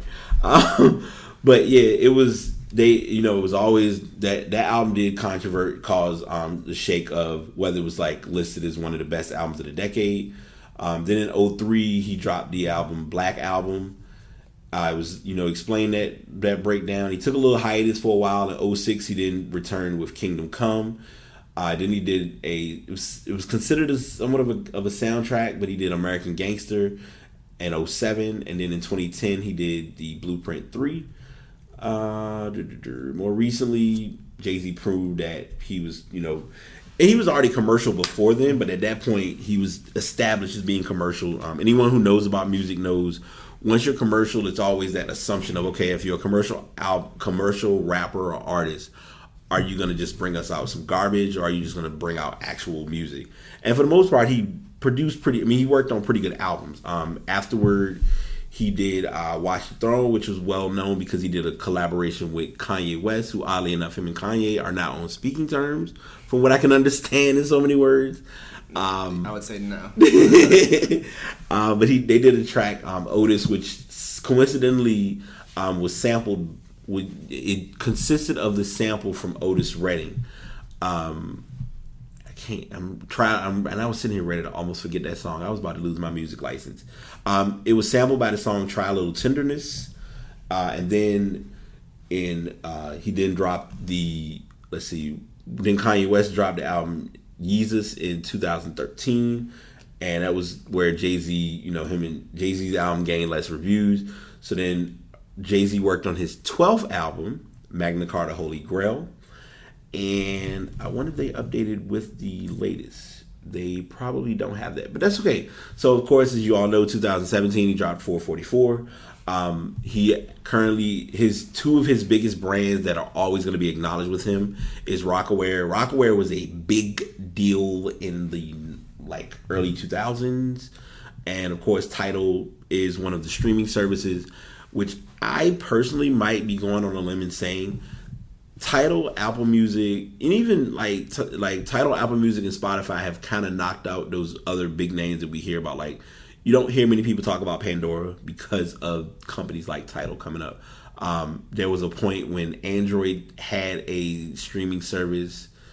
I don't know who was thinking of this when they named it. It was called Samsung Milk. But yeah, that mainly, and they did talk. And I'm sorry, they did talk about it on June 15th, which was a couple of weeks ago. Well, I'm sorry, June 15th, Jay-Z was inducted into the Hall of Fame. And then later that month, he released his 13th album, 444. It was exclusive to Tidal and Sprint subscribers. I could have gotten it in, but I waited, had it work the way it did. He called the track, he did state in an interview with iHeartMedia that 444 was one of the biggest tracks, one of the best songs he had ever written. Coincidental fact, from what I've gathered, and I might be wrong, I don't think I've heard or no mention of him doing any interviews or Apple Music. And I know I talk about Apple Music more because that's what I have, but I know he's with Tidal, so that makes a lot of sense.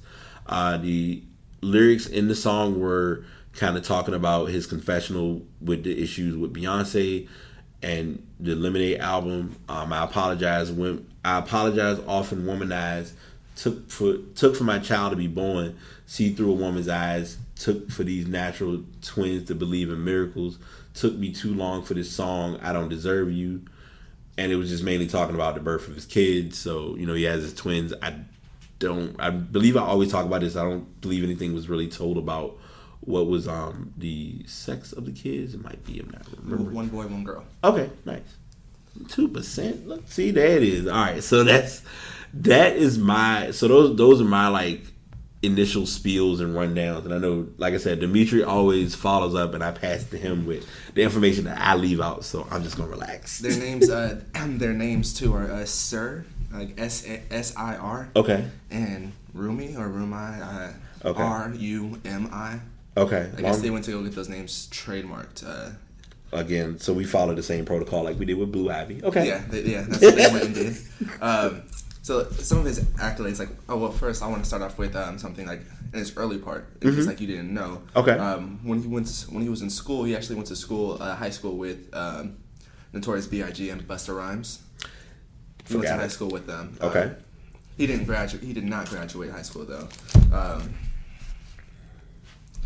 And then some of his accolades that he does have though are that he sold more than 100 million records, which is ridiculous. Ridiculous, yeah. He's received 21 Grammy Awards for his music. MTV ranked him the greatest MC of all time in 2006. Yep.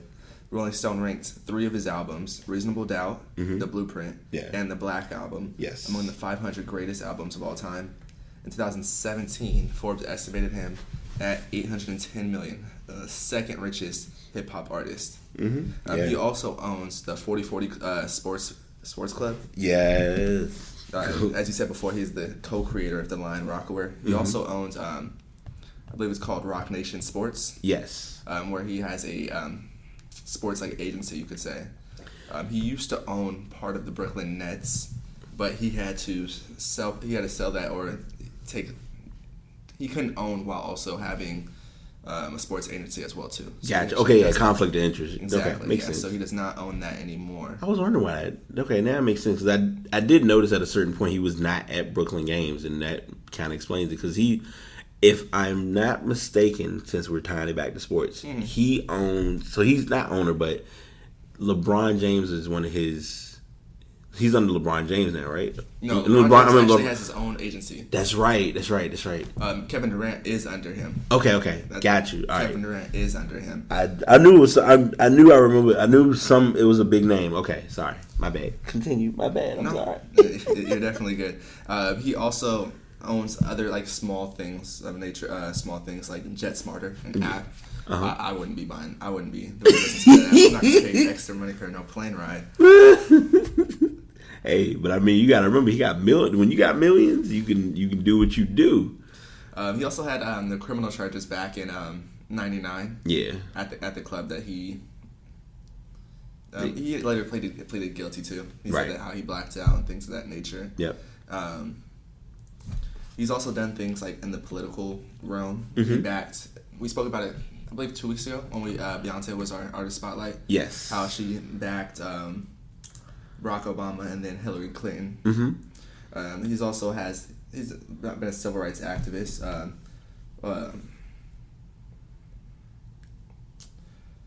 Which he's with the same-sex marriage. Okay. He's definitely spoke out about that. I believe Beyonce spoke out. They're both on the same page with that. Yeah. Because he said, like, discrimination is discrimination, whether it's against black or against same-sex. Same-sex, yeah. I mean, equal should be equal. It shouldn't be unequal. So, like, you can't be selectively equal. Exactly. Pretty much that's what they're saying. It was Rock Nation Sports that he's certified for NBA and MLB sports agents. Yeah, because he does have a couple of big names in baseball. I can't think of. I know he had Yasiel Puig. I'm naming people, but I believe he does. Yeah. Whatever his name. I'm sorry. That was like I said it like I said it like me and him hung out last night. My bad. He holds the record for the most for number ones on the Billboard Hot 100. Yeah, dude. I mean, Jay was that guy when it came. Wait, you got more stats. I'm gonna be quiet. No, you're good. He's ranked 88th greatest artist of all time by Rolling Stone. Yeah. Him and Beyonce have a reported 1.16 billion net worth, both of them together. I can see that. I can see that. I can see that. I'm not even, and it's not even like me being like short of snappy. I'm like, yeah, I can. It's because they're for them. It's the brand, it's the networking, and it's their all the other businesses too that they have. He has the record for most number ones on the top Billboard 200 with 13. So he does have a lot of records, and in 2009 he was ranked 10th most successful artist of the 2000s. For the 99 to 2000, okay. I'm waiting. I'm not gonna say nothing because I just like that's why I said I love doing these stories. When I first I'll talk about it now. This is that 2% before we get because the ass of the week. The asses of the week, because the one you have, I know it's gonna be hilarious because I remember the story, and I'll make sure I put a tab for it. I'm sorry, I shouldn't be this bad I should not be this petty when we're in a serious moment. As I've told you all, I've been doing a podcast for a while. I've done a lot of stuff and I've done a lot of information and broke down a lot of things and looking at what I do and don't enjoy. Well, I can say do and don't enjoy, but what I feel would stick and what I feel is like, oh, I'm not sure how this would go. But I can say one thing is when the artist spotlight comes up, and I'll be like, yeah, I'm breaking out this. When you do stats, that's when I'll be like, all right, him not being here, I got to sit here and talk. I don't know all this stuff that he go because he fine, but no, you. Like, the information you find in the stories are helpful. Like, trust me, it helps out a lot. So, believe me, I appreciate it. I'm not, like, brushing over it. I'm sorry, since you're here, because you weren't here last week, happy belated birthday. I know we enjoyed, it was a fun, epic weekend.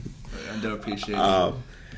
Got to finish up moving this week. Yeah, moving. I was about to say, yeah. Side note. I know the moving. That's why I said I was like, I know you. That's why if you had, I was like, if he makes it, I understand. I know you moving, so I'm like, I'm not heavy and aggro because it's stuff. I'll tell you about off mic, which is what's going on, but nothing bad, but just stuff that is in a unique place. So yeah, that's good stuff, man. I'm glad. Like I said, I'm glad you're doing your thing, knocking it out. But yeah, Jay-Z and Beyonce both learned branding 101 with everything that they went through personally and everything that the media, like, it's in the eyes of the media or in the eyes of society, you can be as hidden as you want to be, but your story is going to come out in some way, in shape, or form. And despite how their story did come out, between her telling information or between media trying to find ways of getting stuff, because it was like there was a big uproar. I'm not sure if we talked about it on Beyonce, where it was like, well, Beyonce reserved like part of the hospital so she could have the babies, and it's like, they did it for privacy. Yeah, they did it for. I mean, you really like put yourself in their shoes, or think about like even with going back to Obama. I think Trump is the same treatment with Trump. I'm not politically going to break any barriers, but when you're in the media and you have things go on, you always want to make sure not everything gets exposed, because if it does, it's better for it to be exposed the right way than for it to be told later on, well, here's what you did and here's why it was done and here's what got us to this point. Exactly. But 444 was kind of like the accountability album. Like I said, if he brings out any more music, so what? I mean, I hate to say it that bluntly, but I mean, Jay-Z is always going to be known for being Jay-Z on or off the mic. I mean, we always will look at him for everything he's branded himself and doing. Definitely. outside of music. Like I said, Rock Nation, Rockaware, and even with Tidal, those were all things that were just big tasks and big achievements that a lot of people who are millionaires haven't even thought of doing. So I mean, they're creeping into the net worth of being over $1 billion and done different things. Exactly. Yep. So I would normally do my ass of the week first. My ass of the week is funny, but I like it and I'm gonna hold it. Okay. But I'm gonna share yours, and I'm upset, but I'm not upset because I can always change it, because I can add this image to the logo that I have for the thumbnail for the podcast. But I'm gonna let you have this one because I know the story, so I'm gonna just let you go for it. And if I have to throw in anything, I'll give the listeners an understanding of the backstory. All right, so Andre Roberson went out, I believe it was to a bar or to a... He said he got a drink. He said he got a bottle. Yep. The bottle was $487.13. He tips... Oh, first, let's give a little bit of background. Yes. He just signed a 3-year, $30 million deal. There you go. So, It's not like he's broke by any means or struggling at all. Uh-huh. So he goes to this bar. I don't know what they say, whether it's a bar or restaurant, something of nature. Either way, he got a $487 bottle and ended up tipping $13 and some change on it. Yep. So that's not even a tip. That's just a bad tip. First, that's just a very bad tip. Yep. If you're rich, like you gotta at least tip on that, like what, like $100, like to, makes like to 20%, even out to like get the 20% gratuity. Yeah. But he tips $13, and his math on it is what's funny as well too. So he tipped $487.13. Yep. I mean, that's what he paid. Yep. Then he tips $13.97. Yep. And he has a total as $500. Yep. If you pull out a calculator, that's going to come to $501.10. Yep. And then he tries to justify it with this long remark, like, let me clear this up for ignorant people out there that want to talk bad about my name. First of all I bought was a bottle of liquor, which happens to be in the range of $84 to $129 retail at a store. And I just happened to buy this same bottle at this bar, not club, and it happened to be marked up $487, which is unbelievable for a bar at all, but still got it anyways. But then you got BS Media out there. I don't know how he tries to... I'm not even going to read all of it because I don't get how you try to justify this. He says, I'm not... But no, I'm in the NBA. I'm obligated to overpay. Yes. Okay. Well, they're overpaying you already. First of all, let's be real. Yeah, a jump shot. Yeah. If you can make free throws, let's start there. Yeah. And then the funny part is he tries to change the subject and reach out to. He says to the Stash Bros. Where is Cancer and Steve Adams these days? Hope you're doing good, Brodies. Yep. Steve Adams answers back, we just out here tipping more than $13. That part killed me. Since though, they said he's made up for it. He ended up, I believe, going somewhere else, and he ended up tipping a lot more than $13. Yeah. He ended up tipping. The fact that his math got exposed is what was so bad, because I think everybody had more of a field day with that portion of it alone. That it just was like an interesting scenario. So that's why it was just ironic. Like that, as soon as because when you mentioned that story, when you said it, I was like, I remember sitting down at lunch and like reading the story, and I'm just like, they are having a field day with this. But you can't be out in public and you're trying to get it to exact his goal was to try and get it to an exact 500. So that's why he did a small tip. That part I understand, but the part I don't understand is if you could do an exact tip of that amount, learn how to do math. But then there's an added bonus. If you really wanted to be cordial, and then you just got a contract, just like you said, bump it to 600. But bump it to right. That, though. Bump out a calculator next time. Like iPhone, Android, I don't care. You have a calculator. There's no excuse. You can ask the waiter for a calculator. So I wouldn't give you a calculator if you tipping me $13 on a $5 charge though. Yeah, I did the math for you. I put 100, 100. Like that's a terrible tip. Oh yeah, it was definitely a fail. People who are struggling at least give like 15% tips, I believe. Like. Oh. Well, all right. So, side note, because I just found this out because they had this at the top of the of an article that I found. They say rookie LA rookie Lonzo Ball had a great night would be an understatement. After scoring 5 points on 2 of 15 shooting against the Clippers, even Lonzo's father LeVar called his performance his worst game ever. But that's him being him. Like, I guess that's what we expect. I feel like that would be true, though. Because if you think about it, he's going to be the second pick. He was the second pick in the draft into the NBA. So his college games were good. Yeah. In high school, he was a high-ranked player, so his high school games were good. So I think, but I mean, I still. So to give it in a fair perspective to him, I think he has to learn the speed of the game, and I know that's like a bad crutch to give. But I feel like a lot of guys don't understand when they lead. Like, you know, as a Lakers fan, I feel like Julius Randle was when he was in Kentucky, no problem. He was able to dominate. When he was in high school, it was no challenge. He got to Kentucky the 1 year he played. I mean, they got almost to the championship game. They got pretty far. So they either championship or they wouldn't. They're the Final Four. So they to get that far. It's like you have the ability to do that part, but now it's like you're in the NBA. NBA is like this. I believe Brandon Ingram is even maybe perfect example. Yeah, Brandon Ingram he was slow last year. Just trying to get accustomed to the NBA game. He started doing better throughout towards the later part of the year, but for the most part, he was he just lay out of it. You just could tell he's a rookie out there. He looked like trying to fit his space out there. Yesterday, though, that's when he actually started to show up and started to show he knows the speed of the game. And he got to his spots. He can bump back now because even though he's been getting a little bit of weight working on it. Lonzo Ball, he looked winded at some parts though. Especially in the first quarter, he kind of winded. Maybe he in it's condition. Possible that he's maybe or nervous. You run out of air. You get because you got to pay. You have to pace yourself with the game. Okay. I'm gonna save this one because I still got the tennis ass of the week. I'm sorry. I didn't mean to cut you off. I apologize.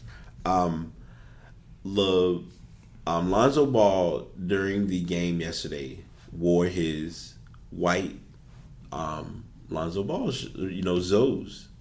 So he wore the shoes. They took somebody, I guess it was a picture of it posted online. Della Don, who plays for the Washington Wizards, if I recall correctly. Me and WNBA, we have our love-hate relationship. But she made a reference in saying, I hope his shoes blow out. Something it was something how great would it be to see if Zoe 2 blew out his shoe in his first summer league game? Should have gone with Nike. Yeah, and it was like a shade move, but it was also hey, if you was with Nike, you wouldn't have these problems. It's I feel like if you're famous or an athlete or something like that, that's more something that you keep to yourself. You don't just put out there because everybody's gonna see this. Yeah, and then. And her next tweet afterwards, no one is rooting for the downfall of him. Mm-hmm. You were all trying to make something that is not actually like him, but not his shoe. Yeah.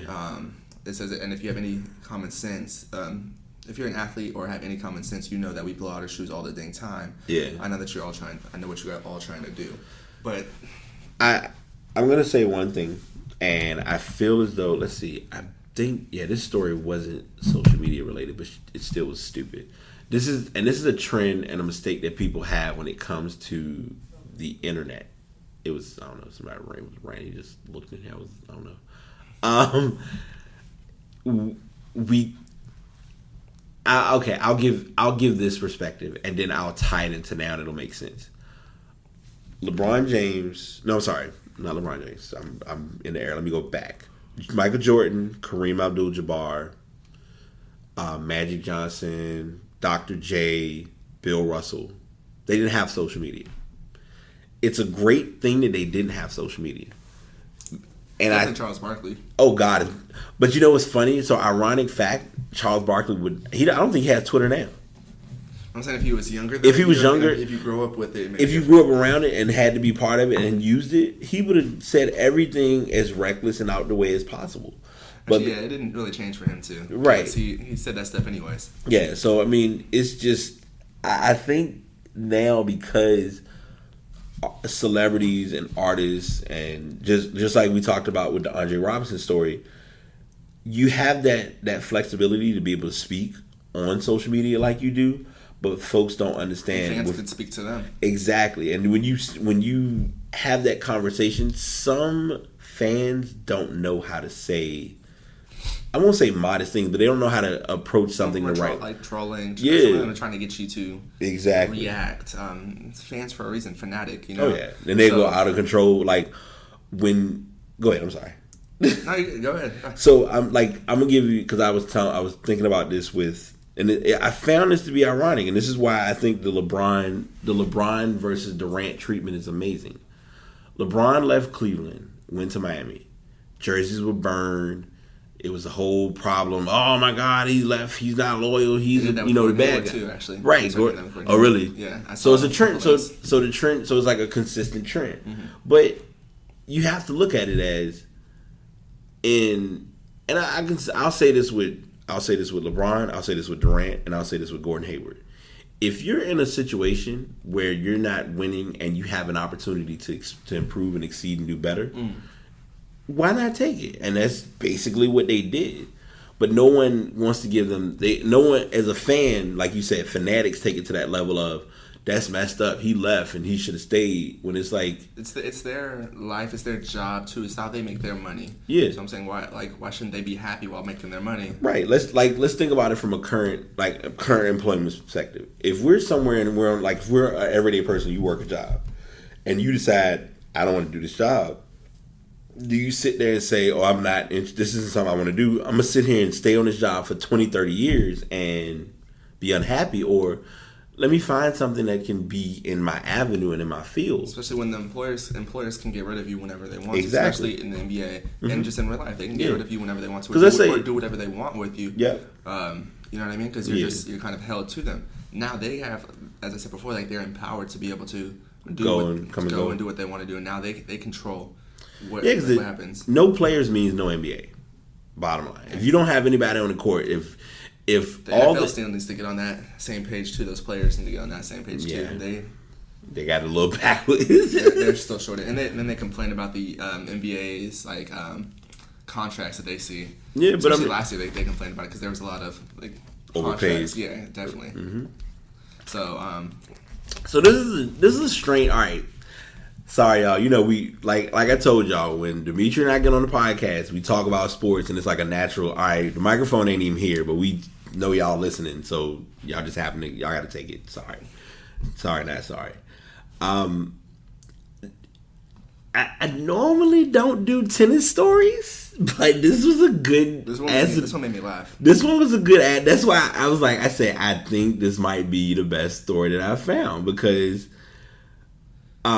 He had some huevos saying this too. Yeah, what he said. He had some what? Huevos, like some. Yeah, he had some strong cojones to go the way he did with it. No, I'm with you. So the ads of the week this week. We had our ads of the week's honorable mentions, and potential fails, and this one is just hands down the fail of the week. Bernard Tomic was fined, and he also lost sponsors thanks to an outburst that he made while he was at Wimbledon this year.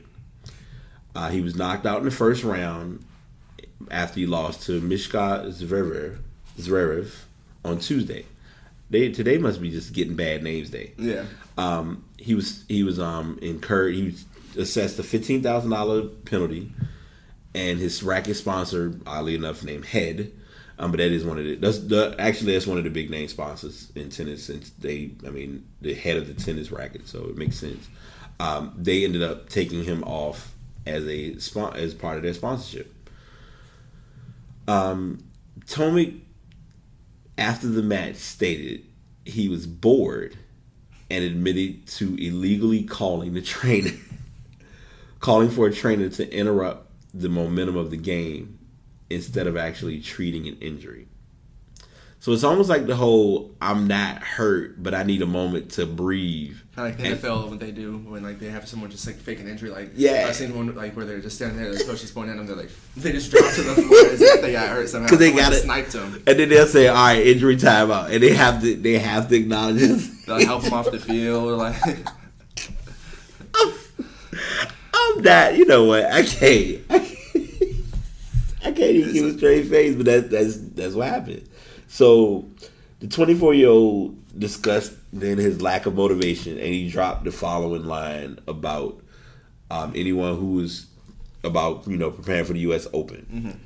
I couldn't care less if I make a 4th round at the U.S. So all right, before I even read this, him doing the whole being bored during the match and illegally calling for a trainer, that's one part already that's just horribly wrong. Yeah.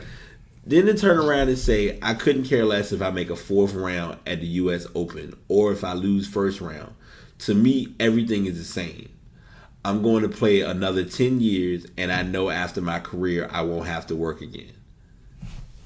You could say that to like maybe family members, yourself, but like, keep that to yourself. Media, like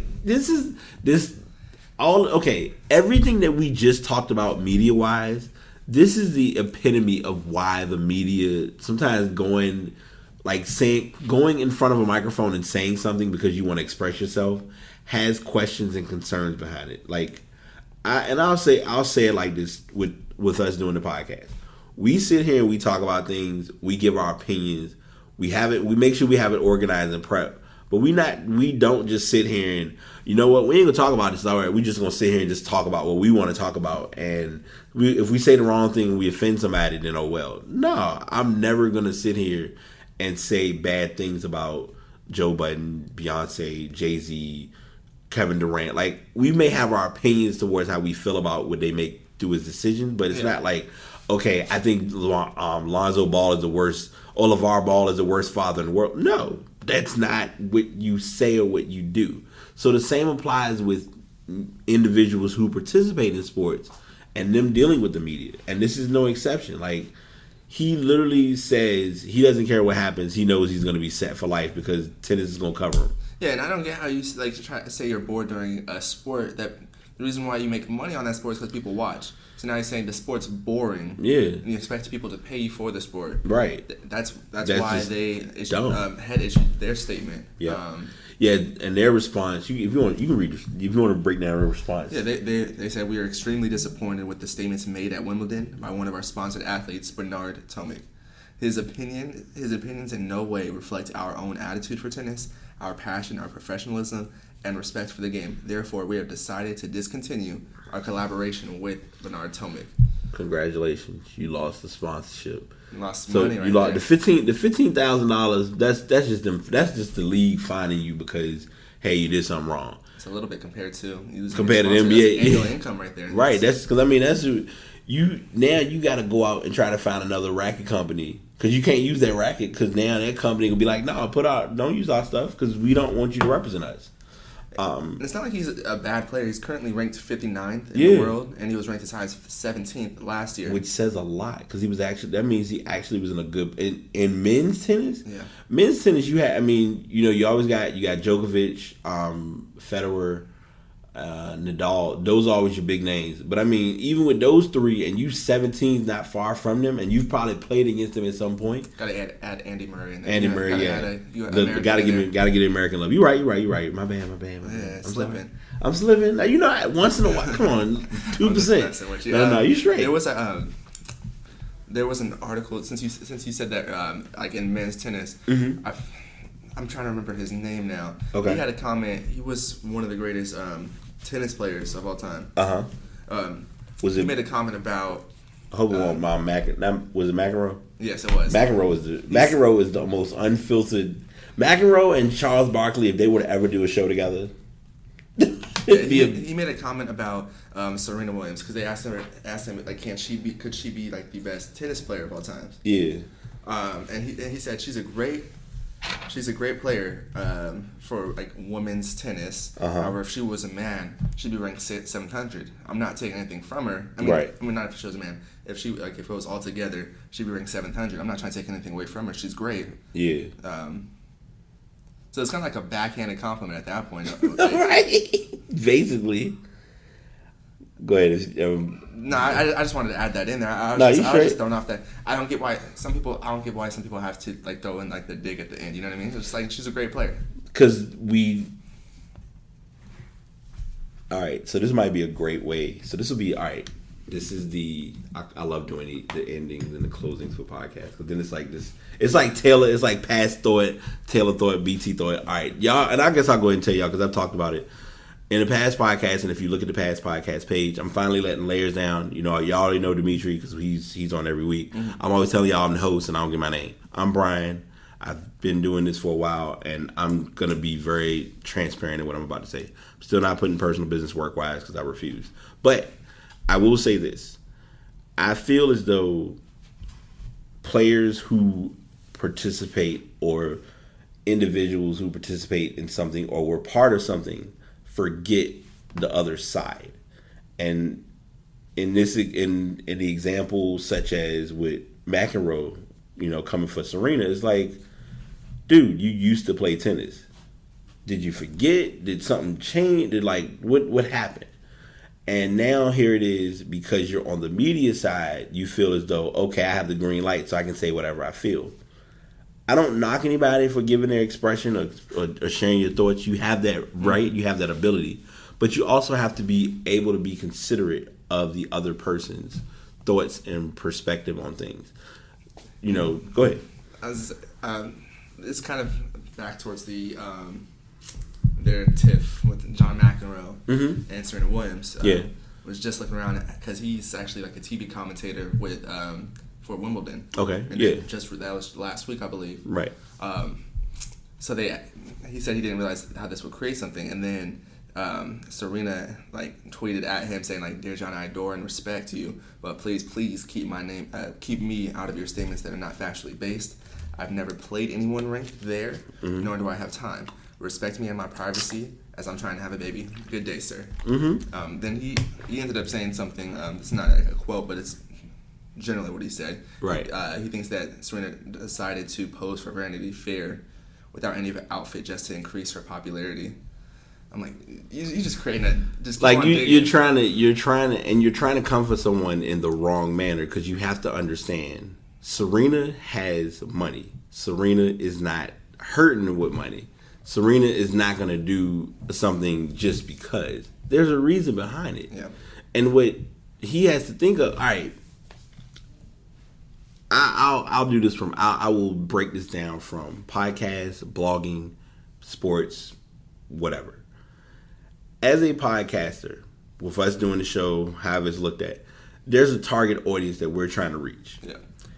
If we want to keep that target audience's attention, we don't want to sit and like, okay, we've been doing things right this way, let's change it up. And I had someone give me a harsh reality about this because I thought about it and then I really used common sense and thinking, no, I don't want to do that. Let's say we're doing a podcast right now. We talk about sports, video games, technology, music. You know, we give our little spiel and it rocks.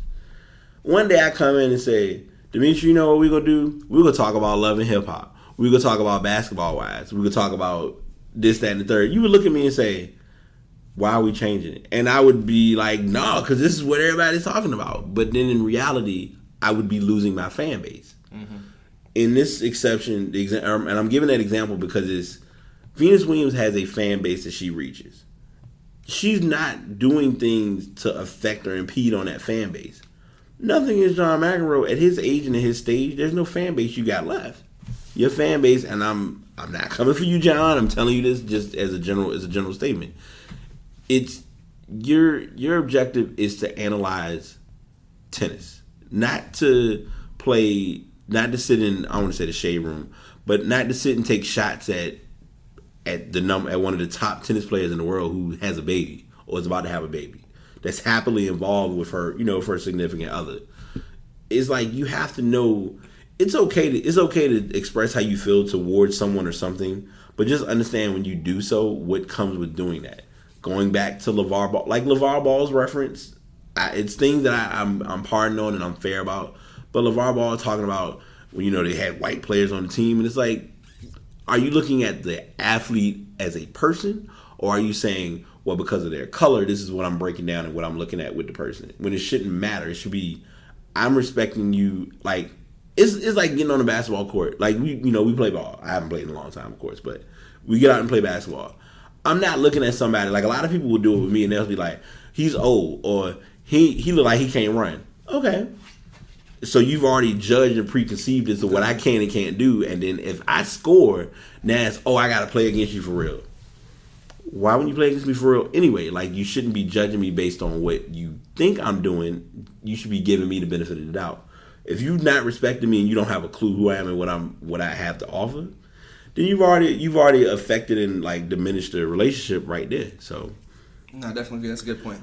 But we have had a great podcast today.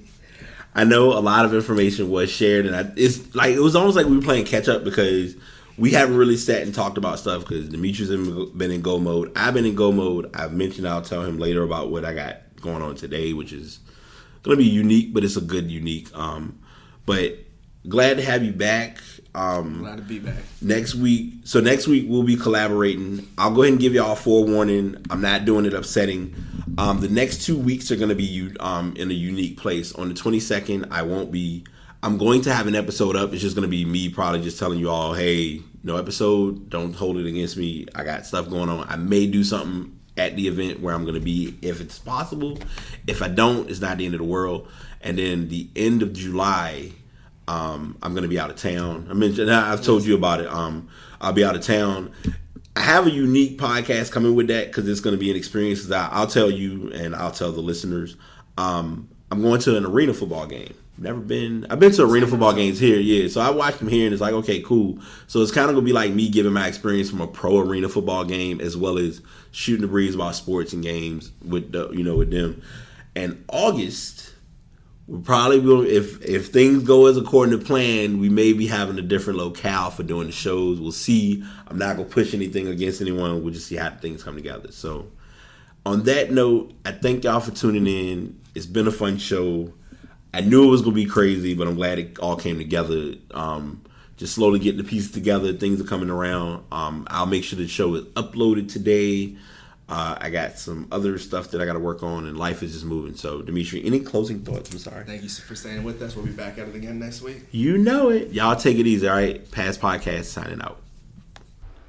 Did you make it to the end of the episode? If so, I do appreciate you listening and tuning in. These episodes get more and more valuable, and I do appreciate everyone taking time to sit down and listen to the episode. Whether you're actually listening to it once it's uploaded on Spreaker.com/Brate Podcast, or if you're downloading it and listening to it on your own convenience. If you want to check out any previous episodes, just check out that page. And if you'd like to inquire or provide any information or feedback or suggestions toward the podcast, please send those emails to pastpodcastbt@gmail.com. Thank y'all so much for tuning in. Enjoy your day. Have a good week and be positive.